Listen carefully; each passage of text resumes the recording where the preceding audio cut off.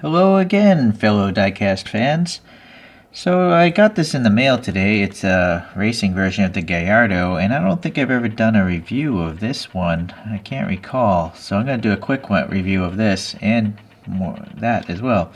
So the Lamborghini Quejardo first came out in 2003, ran up to 2013. There's a 5-liter V10 engine in the back, and it has all-wheel drive because Volkswagen likes to do that. Around 14,000 Gallardos were made, and this is designed by gentleman Luke Donkerwolke. I don't know if I'm pronouncing that right, but he's known for designing a couple other Lamborghinis as well as the Bentley Flying Spur.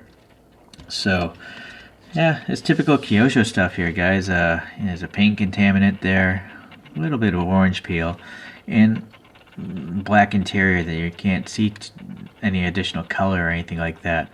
But for the price that these were originally sold at, I think they're still a good value. As long as you can get one with good paint, then it's a really good value. Because you get this little badge printed up here, you got the clear lenses, and in this case it looks like there might actually be like some light detail behind the lens. You got some texture in the grille, you got more texture back there, and then exhaust tips painted silver. This one's riveted together, but you get tire treads. They're usually unique to each car, I find, in my history. So it's a great model and stuff, but yeah, not going to spend too much time on that. Okay, so now let's take a look at this racing car, Gallardo racing cars. This comes from the Lamborghini collection number 4. Here's the list of the cars, and you can see here it's like $5 or so back when this was made in 2012. If you want to pause it, here are the other vehicles in this collection, but we're looking at this one here. So, comes in a blister pack as usual. A card here with the colorways. I think I got the white one here. This is finished, not a kit. Alright. So it's called the RG3. I don't really know what that RG3 means, but that's part of the name. And this thing ran in the Japan Super GT series. It was formerly known as the Japan Grand Touring Car Championship, JGTC, but they renamed it Super GT in 2005. It's the top level of car racing in Japan, and is sanctioned by the Japanese Automobile Federation, the JAF. So JLOC, I had a green Diablo with JLOC or something. It turns out this stands for Japanese Lamborghini Owners Club. So that's what that acronym stands for. Okay, so let's see here. Let me find my dental pick and let's take a look as I cast to get a better angle on the lighting here.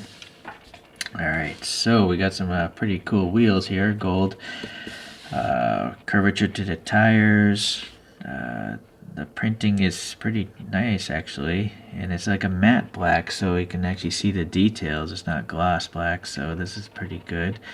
Some sponsorship all back here. Oh, look at that, a lot of sponsorship there. Okay, sorry. Alright, so the wing here, it's alright. You know, there's some plastic missing from the sprue where it's pulled off, and it seems a little bit crooked, a little bit high here.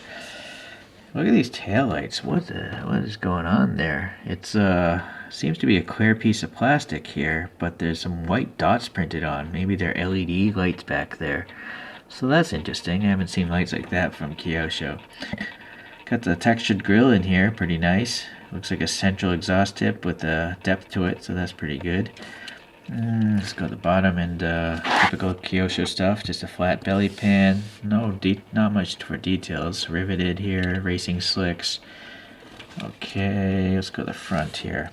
Alright, so it's got these yellowed lenses, and that does seem accurate to a lot of these cars that are racing in this series, because they're running in inclement conditions. The logo here is pretty nice, and you'll notice this chrome application. I don't know how they got that on here, but it's a mirror. I mean, yeah, polish that off there. That's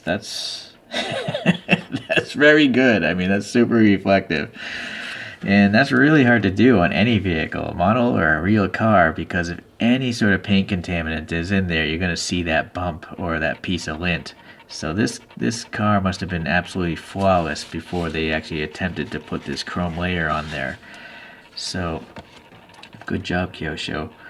Okay, so we got some texture here in the grills here. Alright. So yeah, really, that chrome is just insane. It's really reflective. Ooh. Anyways, okay, so the interior, unfortunately, with most Kyoshos and the blisters, there's no extra detail. It's just it's always black. So it's really weird that they don't just choose to do a couple other color choices in some of their cars. Maybe not a Lambo, because if we look at the picture behind, it actually is a black interior, I think, and it does have those yellow headlights. So they did a decent job here with the model. There's a three-dimensional wiper blade here, and it's painted black, so that's alright.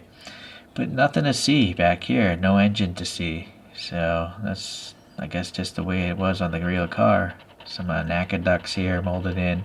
And this printing is nice because it's not a decal, it's actually a tampo print on the wing, so that's pretty cool.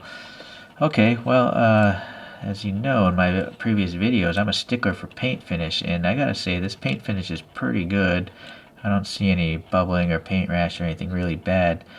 The only issue is, I guess, the black isn't hitting all this chrome. You can see little specks of the chrome shining through, so maybe the black is flaking off. Huh.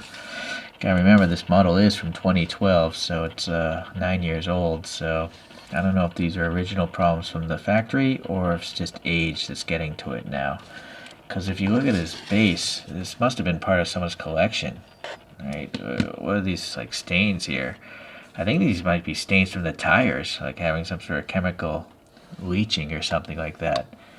But there's obviously a big round stain there, so I'm not sure what this, I don't know the history of this model, but it looks good enough.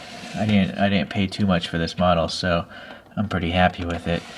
Let's let it go for a spin here. I'll try to find a focal point. You can decide if you want to add one of these Gallardos to your collection.